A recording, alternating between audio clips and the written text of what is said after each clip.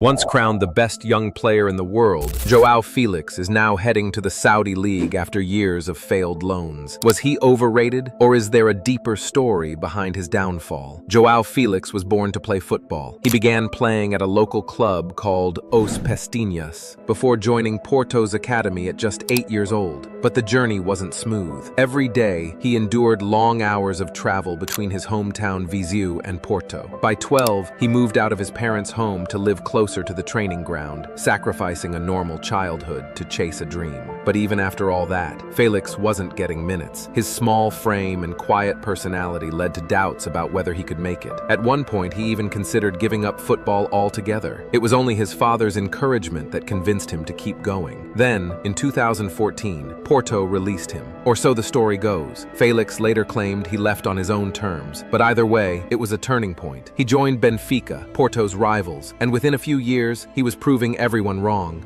At 16, he became the youngest player to debut for Benfica B at the time. A year later, he was scoring hat tricks and starring in the UEFA Youth League, helping Benfica reach the final. And then came the 2018-19 season, the moment everything exploded. Felix was promoted to the first team and didn't take long to make headlines. He scored in the Lisbon Derby against Sporting, becoming the youngest ever to do so. But it was his intelligence, vision, and movement that really stood out. Felix wasn't just talented. He played with the swagger and maturity of someone 10 years older. Under manager Bruno Lage, Felix thrived. With Seferovic alongside him, he became Benfica's spark. He scored crucial goals against rivals like Porto and Sporting, and played like he belonged on the biggest stages. Then, in April 2019, he announced himself to Europe. Against Eintracht Frankfurt in the Europa League, Felix scored a hat trick and made history, the youngest player ever to do it in the competition. By the end of that season,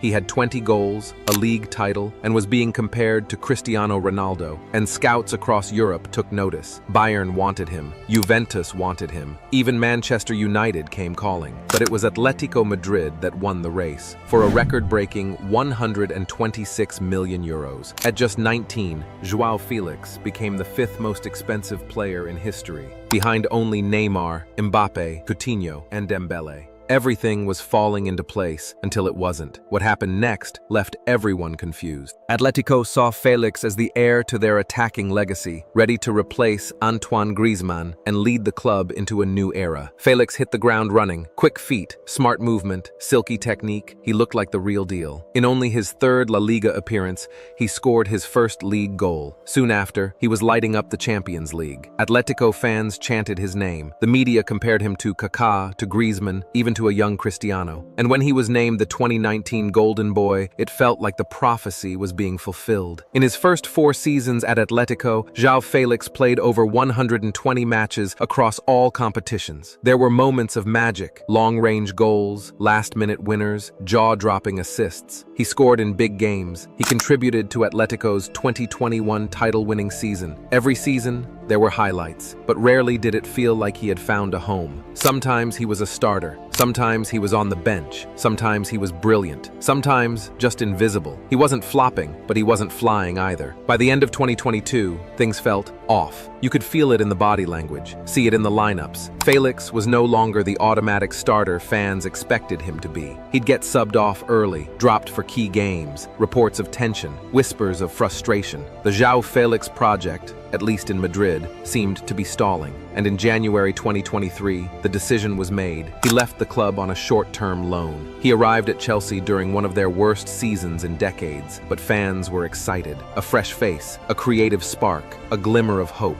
And for 58 minutes in his debut against Fulham, Felix looked electric. He was sharp, confident, involved in everything. But then, disaster. A late lunge, a red card, and just like that, he was suspended for 3 matches. Not the debut anyone expected. When he returned, he played well, scoring some excellent goals and looking like one of Chelsea's most exciting players. But Felix only managed 4 goals in 16 appearances, and Chelsea chose not to make the move permanent. Back in Madrid, things became tense. Felix did an interview. One sentence changed changed everything. I would love to play for Barcelona. Atletico fans, furious. The club, embarrassed. Simeone, stone-faced. From that point on, Felix was frozen out. No training with the first team. No preseason matches. He wasn't even given a squad number, and it felt like the story was over. But then, on transfer deadline day, Felix got his wish. He signed for Barcelona on loan, and almost immediately, he looked reborn. A chipped finish against Betis, a thumping strike in the Champions League, smiling again, dancing past defenders. But it wasn't all smooth sailing. After a bright start, Felix went 11 straight matches without scoring. And just when it felt like the magic had worn off, he did it again. A crucial goal in a comeback win against his boyhood club, FC Porto, to secure Barcelona's place in the Champions League round of 16.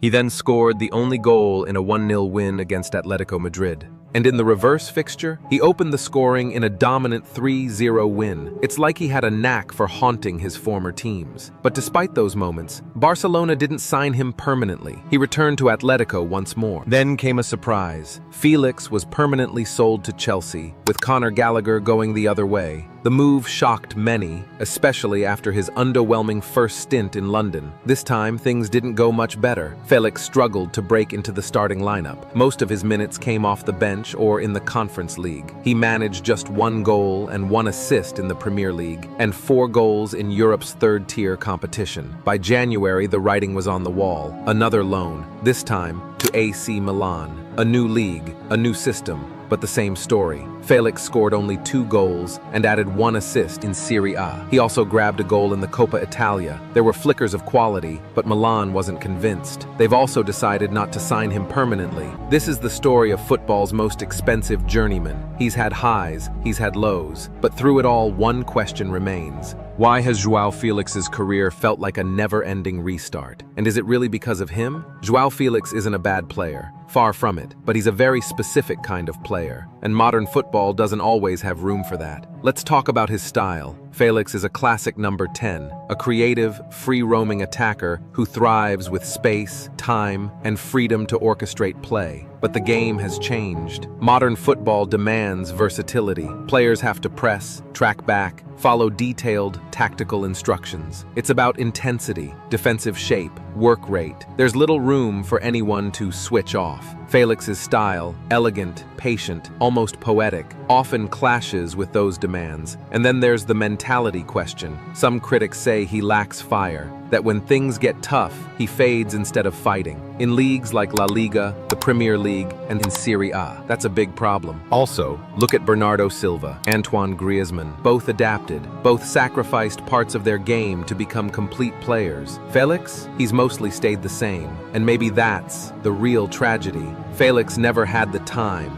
or the environment to evolve. At Atletico, he was a flair player, trapped in a system built on control and discipline. And the pressure of that €126 million price tag only made it worse. At Chelsea, he walked into chaos, constant managerial changes, no tactical identity, and a bloated, confused squad. Then came Milan, a club dealing with financial instability, weak recruitment, and their worst finish in over a decade. So, where does he go from here? He's still only 25. Maybe all he needs is just one coach, one club, one last chance to become the player we all saw in 2019. Do you still believe in João Felix?